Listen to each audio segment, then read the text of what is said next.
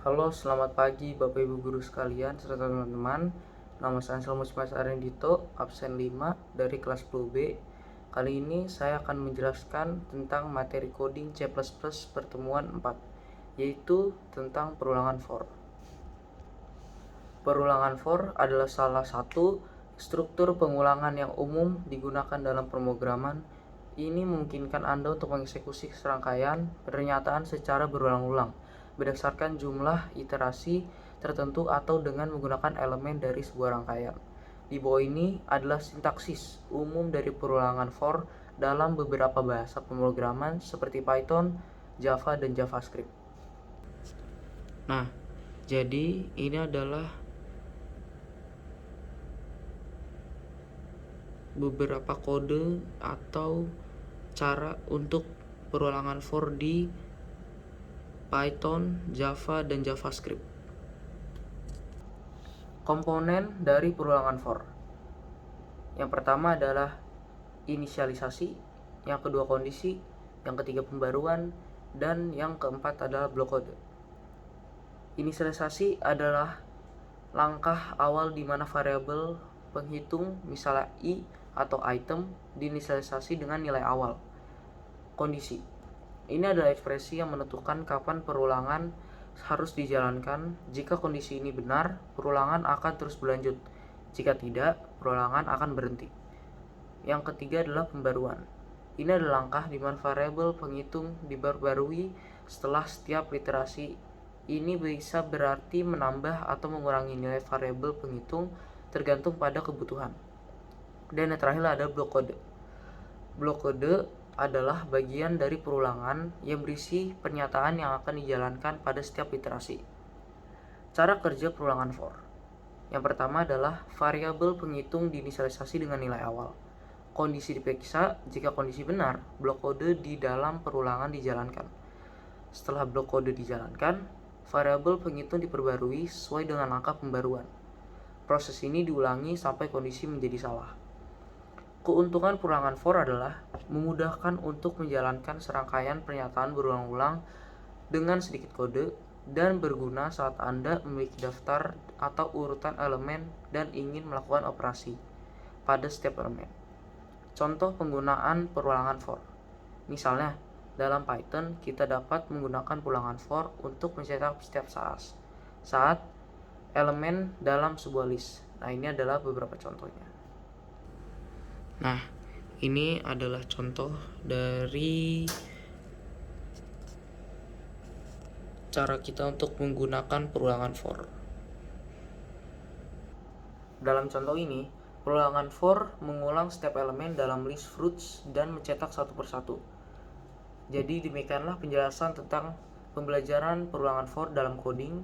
Ini adalah konsep penting yang harus dipahami oleh setiap pemrograman karena sering digunakan dalam penulisan kode.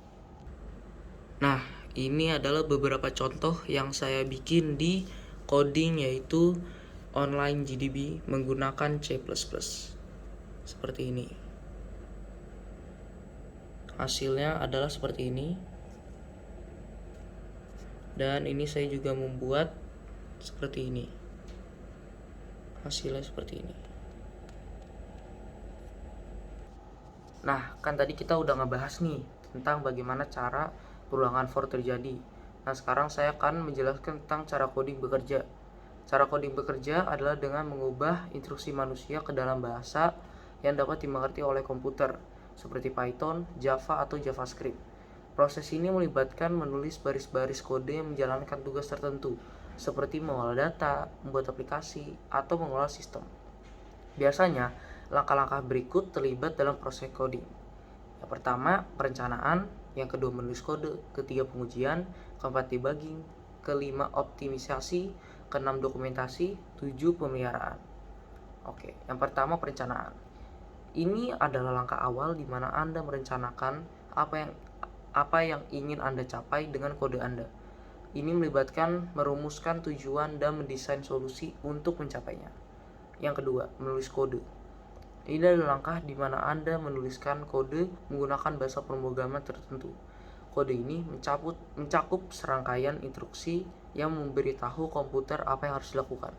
Yang ketiga, pengujian. Setelah kode ditulis, itu harus diuji untuk memastikan bahwa itu berfungsi seperti yang diharapkan. Pengujian ini dapat melibatkan menguji berbagai skenario untuk memastikan bahwa kode berperilaku dengan benar. Yang keempat, debugging atau bisa dibilang debugging. Jika ada kesalahan dalam kode atau bug, Anda perlu memperbaikinya. Proses memperbaiki bug disebut debugging. Ini melibatkan mengidentifikasi masalah dalam kode dan memperbaikinya. Yang kelima, optimisasi. Setelah kode berfungsi dengan baik, Anda mungkin ingin mengoptimalkannya. Ini bisa berarti membuat lebih efisien, mengurangi penggunaan memori, atau meningkatkan kecepatan eksekusi. Yang keenam, dokumentasi. Penting untuk mendokumentasi kode Anda agar orang lain atau bahkan Anda diri sendiri di masa depan dapat memahami cara kerjanya. Dokumentasi ini menjelaskan apa yang dilakukan oleh setiap bagian kode dan bagaimana menggunakannya. Dan yang terakhir adalah pemeliharaan. Setelah kode digunakan dalam produksi, itu perlu dipelihara. Ini berarti memperbaiki bug yang mungkin muncul, menambahkan fitur baru, atau mengubah kode untuk memenuhi kebutuhan baru. Proses coding ini memerlukan pemahaman yang baik tentang logika, matematika, dan bahasa pemrograman yang digunakan, serta kemampuan untuk berpikir secara sistematis dan kritis. Sekian penjelasan dari saya tentang bagaimana cara coding itu bekerja dan juga bagaimana cara untuk pembelajaran perulangan for decoding bekerja. Dan berikut saya juga kasih contoh-contoh tadi di video beberapa foto yang saya bikin dari coding yaitu perulangan for. Sekian dan terima kasih.